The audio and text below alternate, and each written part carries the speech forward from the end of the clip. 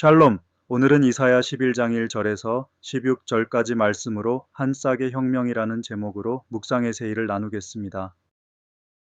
온전한 신앙이란 베어진 밑동에서 새 싹을 틔우시는 하나님의 은총에 온 존재를 의탁하는 생명 사건입니다. 가마솥에서 뿜어져 나오는 듯한 7월 하순의 무거운 열기와 장마의 정체전선이 흩뿌리고 간 대지 위의 청라한 습기가 공기 중에 가득 뒤섞인 한여름의 한복판입니다.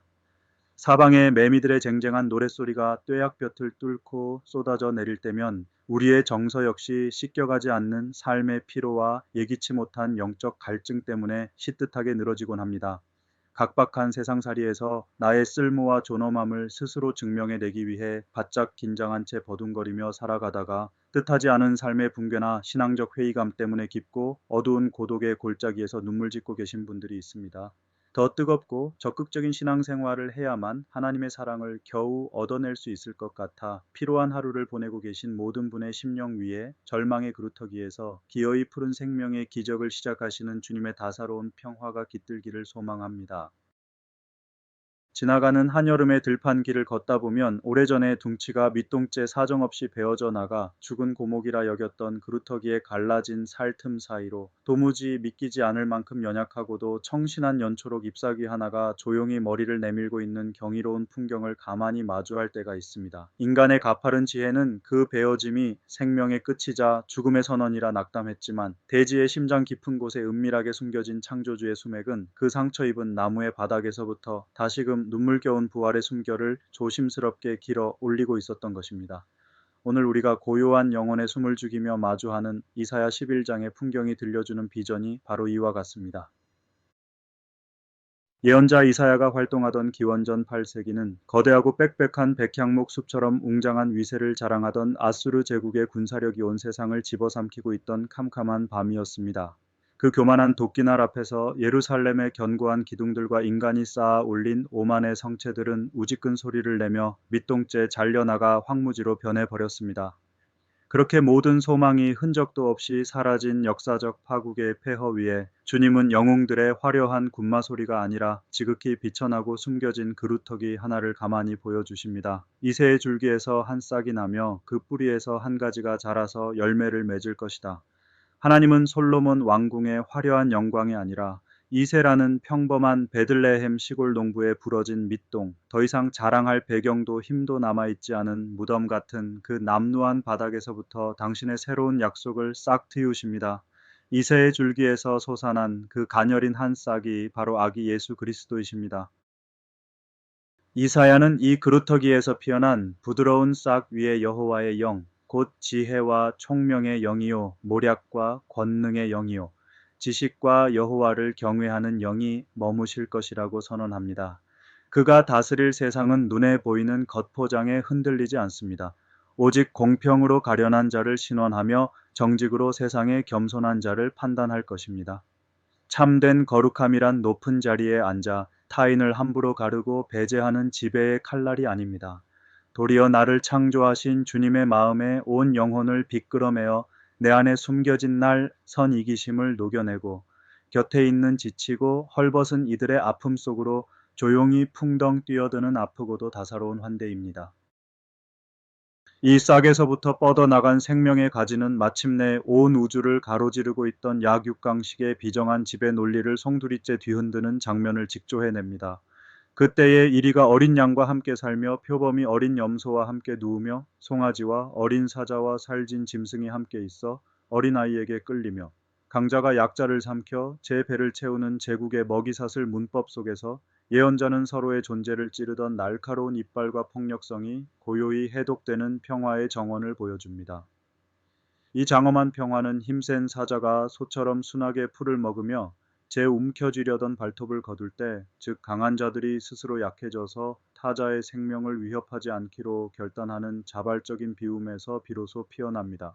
문익환 목사님은 그의 시에서 평화를 향한 이 눈물겨운 상상력을 이렇게 노래하셨습니다.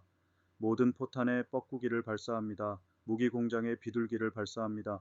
세상의 이기적인 질서에 눈이 멀어 곁에 있는 동료 인간마저 내 번영을 위한 소모품으로 사용하려던 타락을 멈추고 존재 그 자체를 선물로 받아들여 있는 그대로 사랑하고 향유할 때 우리 사이를 가로막고 있던 모든 적대감의 담장은 소리 없이 세우러지게 됩니다. 이 아름다운 아침의 나라는 우리가 얼마나 완벽한 도덕성을 증명해내느냐가 아니라 우리의 수많은 상처와 시행착오 속에도 기어코 찾아오셔서 물이 바다를 덮음같이 온 세상에 당신의 자비로운 지식을 가득히 채우시는 하나님의 압도적인 은혜 때문에 마침내 당당한 현실이 될 것입니다. 나를 지키기 위해 세상이 강요하는 수직적 경쟁의 중력에 몸을 던지던 시끄러운 질주를 멈추고 이 이세의 싹이 열어내는 평화의 수맥 위에 우리 존재를 포개어 얹기 위해 우리에게 무엇보다 절실한 영적 호흡이 바로 참된 묵상입니다. 참된 묵상이란 내 욕망을 종교적으로 포장하여 하나님의 능력을 조종하려던 이기적인 기만을 미련 없이 멈추는 일입니다.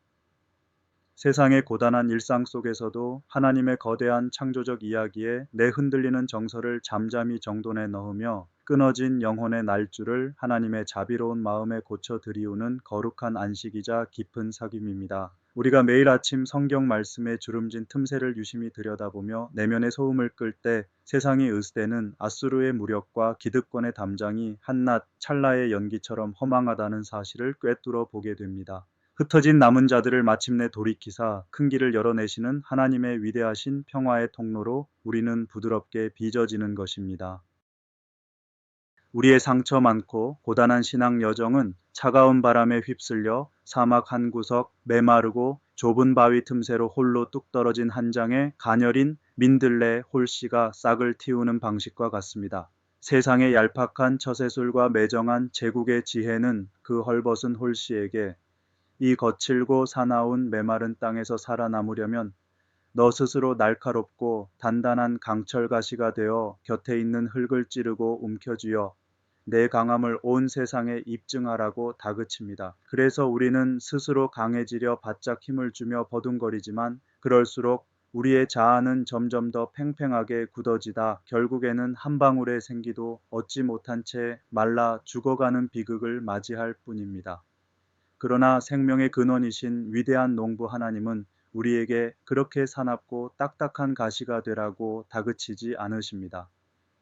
주님은 아무런 자체 힘도 없고 바람에 속절없이 흩날리던 그 보잘것없는 가녀린 홀씨를 가만히 들어 올려 예수 그리스도의 십자가 은혜라는 마르지 않는 지하 수맥의 틈새 속에 잠잠히 안돈시키십니다.